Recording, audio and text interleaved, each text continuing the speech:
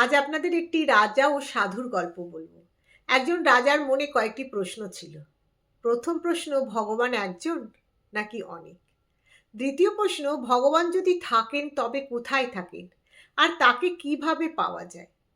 আর তৃতীয় প্রশ্ন, তিনি কি করেন? তারপর ওই রাজ্যে রাজা তার যত জ্ঞানী গুণী লোক ছিল তাদেরকে ওই তিনটি প্রশ্ন জিজ্ঞাসা করেন। ভগবান কি একজন? তিনি কোথায় থাকেন আর কি করেন? প্রত্যেকে যে যার মতো করে উত্তর দিত, কিন্তু রাজা কারোর উত্তরে সন্তুষ্ট ছিল না। একদিন রাজা ওনার ঘোড়ায় করে রাজ্যে ঘুরে বেড়াচ্ছিলেন। তখন তিনি দেখতে পান সামনের দিক থেকে একজন সাধু যাচ্ছে। তিনি নিজের মতো করেই চলেছেন। যাকে দেখে মনে হচ্ছিল তিনি আর পাঁচটা সাধুর মতো নন। ওনাকে দেখে অনেক জ্ঞানী মনে হচ্ছিল। তারপর রাজা ওই সাধুর কাছে চলে আসে। তারপর রাজা ওই সাধুকে তিনটি প্রশ্ন জিজ্ঞাসা করেন। ভগবান একজন নাকি অনেক? তিনি কোথায় থাকেন, কি করেন, আর তাকে কিভাবে পাওয়া যাবে? এটা শুনে সাধু রাজাকে জিজ্ঞাসা করেন, এটা কোনো জিজ্ঞাসা করা ব্যবহার হলো তোমার? তুমি তোমার ঘোড়ার উপরে বসে আমায় জিজ্ঞাসা করছো? তোমার মধ্যে কোনো ভদ্রতা নেই? প্রথমে আমাকে একটা থাকার জায়গা দাও, আমি একটু বিশ্রাম করি। তারপর আমার খাবারের ব্যবস্থা করো। তারপর তুমি আমাকে জিজ্ঞাসা করো, আমি তোমার প্রশ্নের উত্তর অবশ্যই দেব। কিন্তু তুমি আমাকে যেভাবে উত্তর জিজ্ঞাসা করছো, আমি সেভাবে তোমাকে উত্তর দিতে পারবো না। তখন রাজা বুঝতে পারে এ সাধু কোনো সাধারণ সাধু নয়। পাশেই একটা বাগান ছিল রাজার। তখন সাধুকে সেই বাগানে নিয়ে যায়। ওই বাগানে রাজার একটা ছোট্ট কুটির ছিল। তার মধ্যে সমস্ত ব্যবস্থা ছিল। তিনি সাধুকে ওই কুটিরের মধ্যে থাকতে বলেন। সাধু তখন সেখানে গিয়ে বিশ্রাম নেন।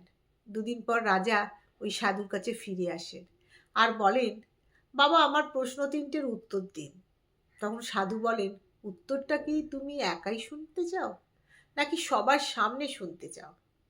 রাজা তখন বলেন যে সেটাই ভালো, আমি সবার সামনেই শুনতে চাই, তাহলে সবাই বুঝতে পারবে। তখন সাধু বলেন, ঠিক আছে, তুমি সবাইকে একত্রিত করে নাও।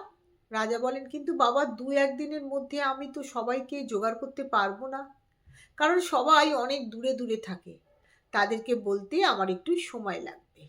সাধু বললেন, ঠিক আছে, তুমি সবাইকে একত্রিত করো, তারপর আমার কাছে এসো, আমার কোনো তাড়া নেই। সবাই যখন একসাথে আসবে তখন তুমি আমাকে ডাকবে, আমি উত্তর দেব। আমার কাছে রোজ রোজ এসে বিরক্ত করবে না। যেদিন সবাই আসতে বলবে সেই দিন তুমি আসবে। এরপর রাজা সেখান থেকে চলে যায়।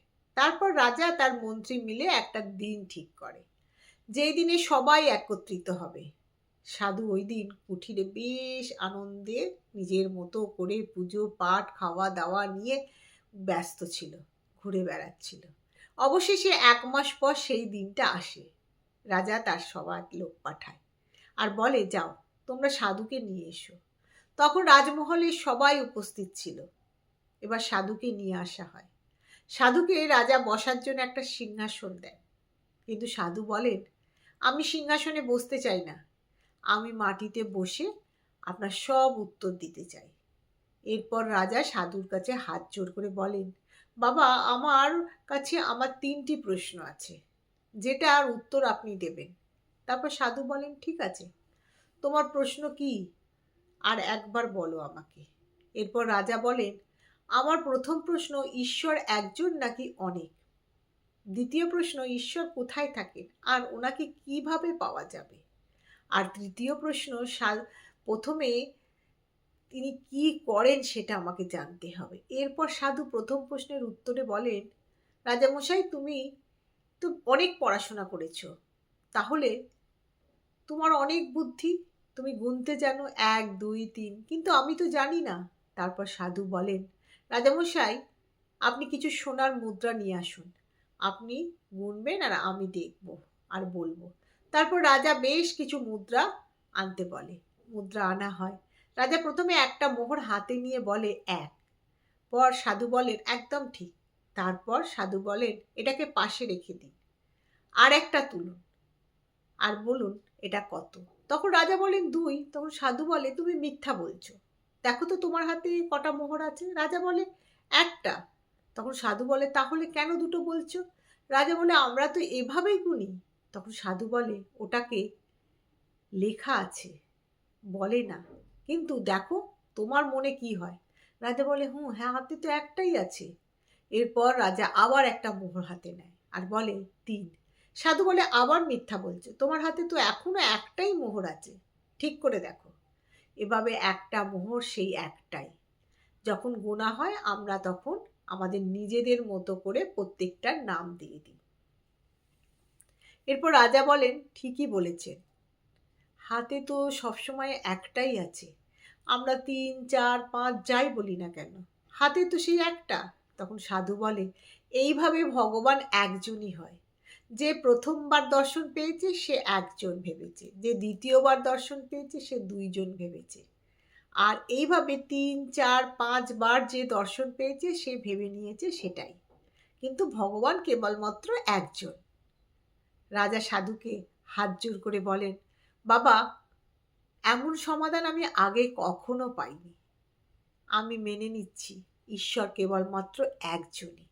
এরপর রাজা বলেন এবার আমার দ্বিতীয় প্রশ্নের উত্তর দিন, ঈশ্বর কোথায় থাকেন এবং কিভাবে তাকে পাওয়া যাবে? তোমার এই প্রশ্নের উত্তর শুনে আগে আমার ভীষণ খিদে পেয়েছে। রাজা সাধুকে বলেন আচ্ছা বলুন বাবা, আপনি কি খেতে চান? এরপর সাধু বলেন আমার জন্য 1 গ্লাস দুধ নিয়ে আসো। সাধুর জন্য 1 গ্লাস দুধ নিয়ে আসা হয়। তিনি ওই দুধের গ্লাসের মধ্যে আঙুল দিয়ে ঘোরাতে শুরু করেন। এই দেখে রাজা বলেন এটা আপনি কি করছেন? সাধু বলেন আমি ঘি বার করছি, খাবো বলে। তখন রাজা বলেন এভাবে কি ঘি বাড়া হয়? প্রথমে দুধ জমিয়ে দিতে হয়, দুধ জমিয়ে দই বানাতে হয়, তারপর খুব ভালো করে ঘেঁটে আগুনে জাল দিয়ে গরম করে ঘি তৈরি করতে হয়, তারপর ঘি পাওয়া যায়। যদিও ঘিটা দুধের মধ্যেই আছে, কিন্তু সেটা অত সহজে পাওয়া যায় না। তারপর একটা নিয়ম আছে, সেই নিয়মটা পালন করলে তবেই ঘি পাওয়া যায়। এটা বলে শোনার পর সাধু দুধের গ্লাসটা হাত থেকে রেখে দেয়। রাজা বলেন আপনি দুধ খেলেন না তো? তখন সাধু বলেন আমি শুধু তোমার প্রশ্নের উত্তর দিচ্ছিলাম। তুমি বলেছিলে না ভগবান কোথায় থাকে, তাকে কিভাবে পাওয়া যায়। যেমন দুধের মধ্যে ঘি থাকে, দেখা যায় না, ঠিক তেমনি ভাবে ভগবান সব জায়গায় আছে, আর ভগবানকে পাওয়ার জন্য কিছু নিয়ম আছে, সেই নিয়ম পালন করলে অবশ্যই ভগবানকে পাওয়া যায়। এরপর রাজা হাত জোড় করে সাধুর সামনে এসে বসে পড়ে। সত্যি আপনার উত্তর অনেক সুন্দর, এমন উত্তর আমি এর আগে কখনো পাইনি। এরপর রাজা বলেন আমার শেষ আর একটা প্রশ্ন আছে, ভগবান কি করেন? এরপর সাধু বলেন তুমি প্রশ্ন করছো, আমি উত্তর দিচ্ছি। তাহলে তুমি এখন বলো তুমি আমার গুরু নাকি আমি তোমার গুরু? সেটা শুনে রাজা বলেন আপনি তো আমার গুরু। তখন সাধু বলেন তাহলে এটা কি রকমের ব্যবহার? তুমি সিংহাসনে বসে আছো আর আমি মাটিতে বসে আছি। তখন রাজা বলেন তাহলে আমাকে কি করতে হবে? তখন সাধু বলেন তুমি সিংহাসন থেকে নেমে এসো, আমি ওই সিংহাসনে বসবো। এরপর সাধু সিংহাসনে গিয়ে বসে পড়েন আর রাজা নিচে বসেন। নিচে বসে রাজা তৃতীয় প্রশ্নের উত্তর শোনার জন্য অপেক্ষা করছিলেন, কিন্তু সাধু আর কিছুই বলছিলেন না। এরপর রাজা বললেন আপনি কোনো উত্তর দিলেন না তো? তখন সাধু বললেন ভগবান এটাই করে, ভগবান ফকিরকে রাজা করে দেন আর রাজাকে ফকির বানিয়ে দেন, আর এটাই ভগবান সব সময় করে থাকেন, আর এটাই ভগবানের কাজ। প্রতিনিয়ত তিনি সবাইকে তাদের কর্ম অনুযায়ী পরিণাম দিতে থাকেন। এরপর রাজা সাধুর কাছে হাত জোড় করে বলে আজ আমি আমার 3টে প্রশ্নের উত্তর পেয়ে গেছি। এরপর সাধু ওই রাজাকে আশীর্বাদ দেন আর ওই রাজ্য থেকে চলে যান।